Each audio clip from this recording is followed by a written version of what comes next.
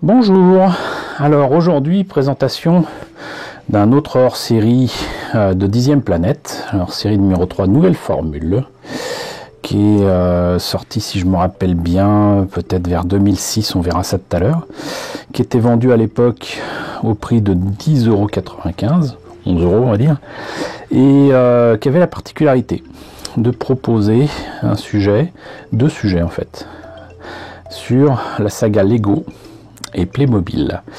Et moi ça m'a fait plaisir parce que ça réunissait quand même deux géants du jouet quand même très importants, deux géants du jouet qui sont européens et qui sont chers à notre cœur, hein, voilà, parce que moi je suis plutôt Playmobil, beaucoup d'entre vous sont certainement Lego.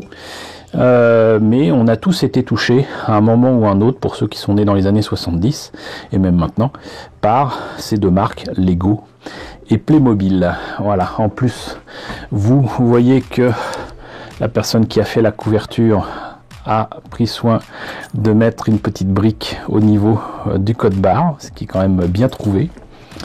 Et là donc, dernière de couverture, le plastique c'est fantastique, le jouet en plastique est monnaie courante, pourtant ce matériau, comme dans de nombreux domaines, n'a été utilisé qu'à partir de l'après-guerre, pour marquer la seconde moitié du XXe siècle. L'industrie du jouet a donc été bouleversée, et ce sont de nouveaux venus qui sont devenus les nouvelles références du jouet moderne. Deux marques européennes se distinguent, Lego, Danemark, et Playmobil, Allemagne. Malgré une différence de 20 ans, leurs parcours respectifs ont de nombreux points communs que ce hors-série va vous faire découvrir. Voilà, donc on a vu la couve et le sujet, on va voir ce que nous réservent les pages. Alors, Toy Parade, de quand date donc justement ce numéro? Alors, comme je l'avais deviné, 2006. Voilà. Alors là, petit retour sur la révolution du plastique dans le domaine du jouet, Lego, Playmobil et aussi d'autres sujets autour du Lego et du Playmobil. Ça c'est une vieille pub avec les vieux Lego, j'en ai connu quelques-uns. Lego au Danemark, au départ effectivement Lego faisait des canards en bois et l'usine a apparemment subi plusieurs incendies et comme ils en avaient marre de devoir reconstruire l'usine et de refaire tout à zéro, il y avait le plastique qui arrivait là et puis ils ont étudié la possibilité de faire d'autres jeux et des jeux de construction et c'est là qu'est né, après plusieurs essais, la brique Lego. Voilà.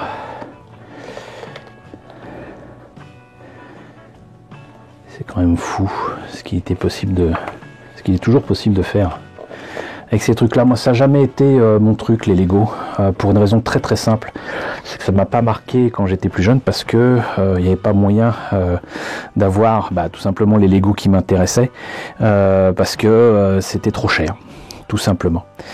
Alors que j'ai eu accès à du Playmobil un peu plus facilement, et notamment du Playmobil en loose. On m'en a donné dans un hôpital où j'étais soigné, et avec mes jouets Star Wars, ça a été aussi, donc avec Playmobil, l'amour fou. Mais Playmobil, autant j'y avais accès, autant les Lego, c'était une autre histoire, et c'était pas à ma portée, financièrement parlant. Donc ça ne m'a pas touché quand j'étais enfant, mais je comprends tout à fait que ça ait pu toucher d'autres personnes. J'avais quand même eu un petit personnage comme ça ici, qui était pas articulé du tout en fait. C'était la tête, le torse, les jambes, c'était pas articulé du tout. J'ai pas connu ces figurines là, mais encore une fois j'ai vu ça de très très loin. Et quand il y a eu ces figurines là, les Lego c'était quand même vraiment pas donné dès le début, hein. Dès le début, même si les Lego Space m'intéressaient, il y avait aussi du coup en même temps les Playmo Space. Donc pour moi en tout cas, le choix était vite fait. Et en plus de ça, moi on avait essayé de me mettre un mécano aussi. et je détestais parce que ça tenait pas. Il fallait serrer comme un fou pour que ça tienne. Et je partais du principe qu'avec les Lego ça allait être pire, ce qui était complètement faux. Mais bon, quand on est gamin.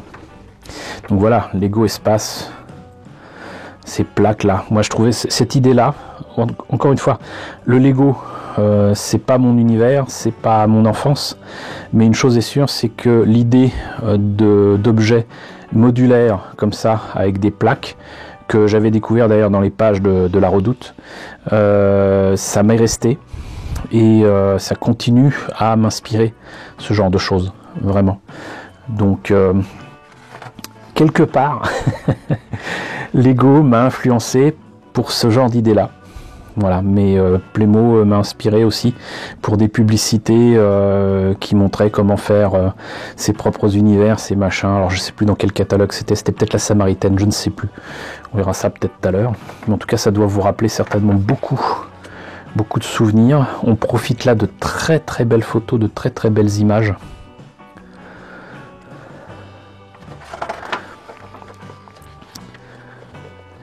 Et là, ça ressemble quand même vaguement à un AT-AT. Ici, il y a d'autres jouets que je connaissais. Lego, les licences. Alors, les licences, c'est entre guillemets un peu plus récent. Moi, il me semble que c'est quand même franchement fin des années 90, début des années 2000.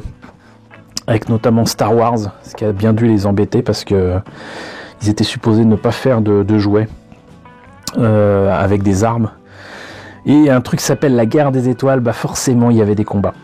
Voilà, mais sinon ils avaient fait quand même une licence que j'aimais beaucoup, qui risquait pas de me toucher étant enfant puisque j'avais bien grandi depuis, mais les Bionicles, c'était vraiment très très chouette. Et à chaque fois que j'en trouve, je les prends. Quand je dis les trouver, bah c'est par terre, dehors, ou éventuellement pas cher en vide-grenier. Je les prends parce que les articulations et tout ça, ça va m'être très utile pour pas mal de projets de remise en état, notamment de maquettes Patlabor. Mais sinon, à part Star Wars, il y avait eu quand même du Marvel aussi à un moment avec du Spider-Man. Alors pour Dora l'exploratrice, ça me dit rien du tout. Il y avait du Harry Potter aussi. C'était assez basique au départ. Si je me rappelle bien, il y avait eu un set Lego Spider-Man qui permettait de faire des films en image par image avec la petite caméra numérique qui n'était pas évidente à trouver avec ce genre de fonction à l'époque et qui était soutenue par Spielberg. Voilà, c'était à la fois du Spider-Man et du Spielberg, fallait le faire, je me rappelle bien. Donc forcément avec Star Wars c'était la prélogie qui a bénéficié le plus de ces produits dérivés, mais tout ce qu'il y avait autour de Star Wars, ça y allait quoi. Et voilà, c'est ce que je vous disais avec Spielberg. Voilà. Donc avec les petits trucs de travelling, des machins et tout ça. Ici, Lego et Steven Spielberg, Movie Maker 7. Moi, il me semblait que c'était avec Spider-Man, mais apparemment c'était forcément plus lié à ce que faisait Steven Spielberg avec peut-être du Jurassic Park ou les studios Universal. Donc comme quoi mes souvenirs n'étaient pas les bons. Legoland.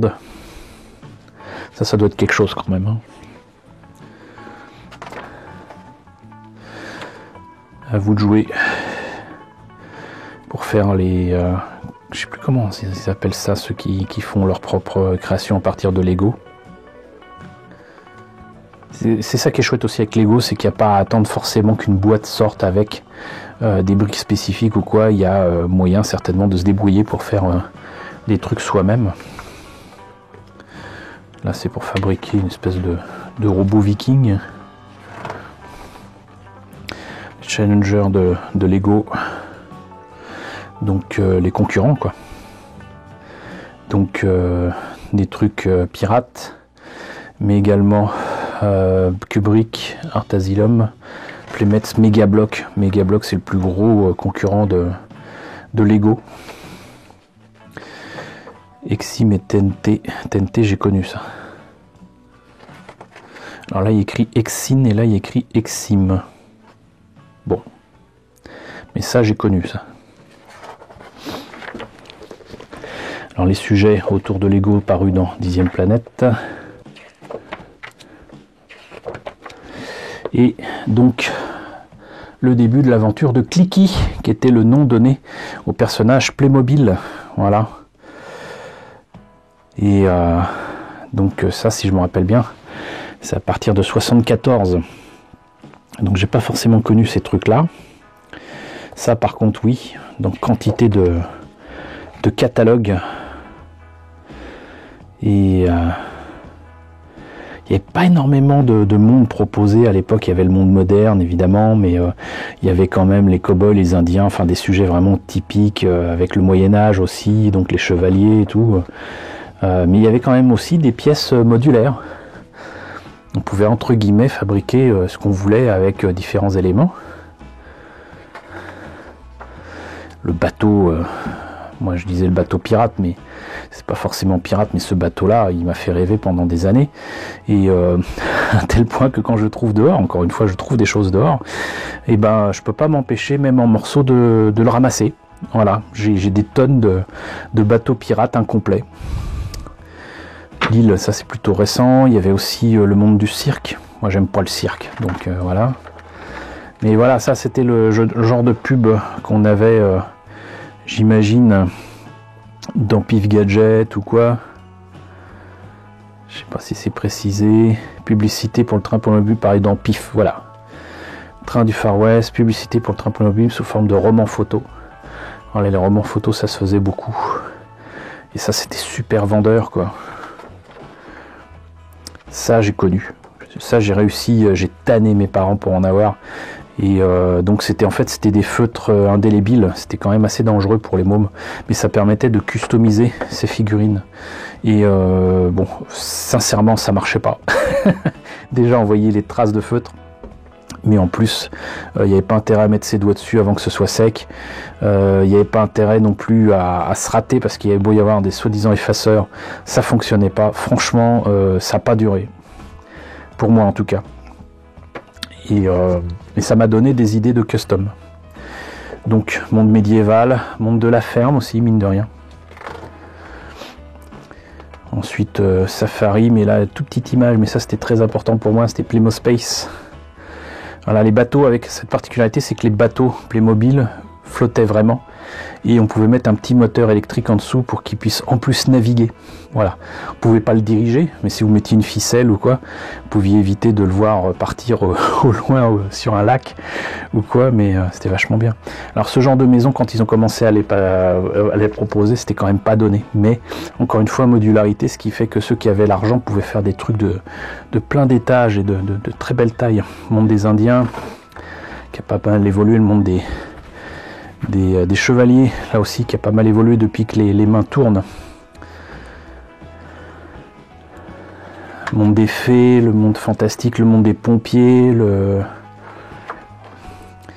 la évolution des Playmobil avec des Playmobil footballeurs qui peuvent enfin bouger les jambes.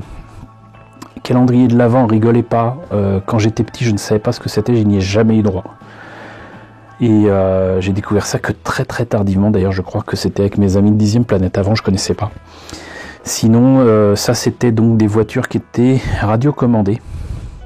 Et ça, c'était mon rêve quand j'étais plus jeune. J'avais des voitures radiocommandées où on pouvait mettre des Playmobil, mais c'était pas du Playmobil. Bah là, c'est du Playmobil, et en plus de ça, on peut très bien avoir le véhicule sans le moteur et sans la télécommande. Et on pouvait l'acheter à part et ça fonctionnait. Je sais pas si c'est encore en vente. L'Arche de Noé, la maison de poupée réinventée. Une très très belle photo d'Erwan, j'imagine. C'est juste génial. Moi j'adore.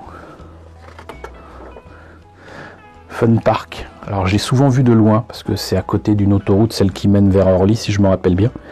Mais j'ai jamais eu l'occasion de m'y rendre, parce que je crois que c'est vraiment accessible que pour ceux qui ont une voiture.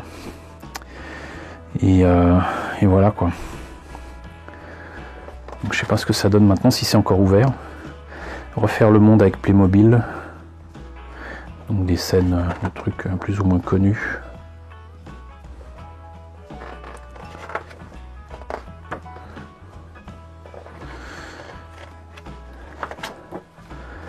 même de trucs qui n'existent pas en Playmobil avec du Star Wars, des armées, des super-héros. Les Challenger de Playmobil, alors on avait étrangement les Playbig qui étaient allemands aussi, qui avaient justement les jambes qui bougeaient un peu plus, qui avaient des mondes un peu plus développés, notamment parce que ça les gênait pas de faire des personnages avec des armes, donc par exemple les Vikings, les Romains, les armées nordistes et sudistes de la guerre civile américaine. Voilà, Playbig, moi j'aimais vraiment bien. Et sinon il y avait nos amis espagnols qui avaient fait Ergam Boys, et pareil, à peu près sur le même modèle que Playbig, un peu plus articulé. Par contre le plastique était très différent, très cassant, pas de très bonne qualité, mais proposait énormément de gamme, de monde, et a même proposé des collections avec très clairement des objets pirates, puisqu'ils avaient un robot notamment qui était ni plus ni moins que César 7 de la bataille des planètes. Mais ils n'ont pas hésité non plus, comme avec Playbig, à proposer des figurines guerrières ici. Mais c'était pas la même qualité. Voilà. Donc écoutez, c'était le hors-série numéro 3 qui date de 2006, qui présentait la saga Lego et Playmobil. Voilà, donc j'espère que ça vous a rappelé de beaux souvenirs.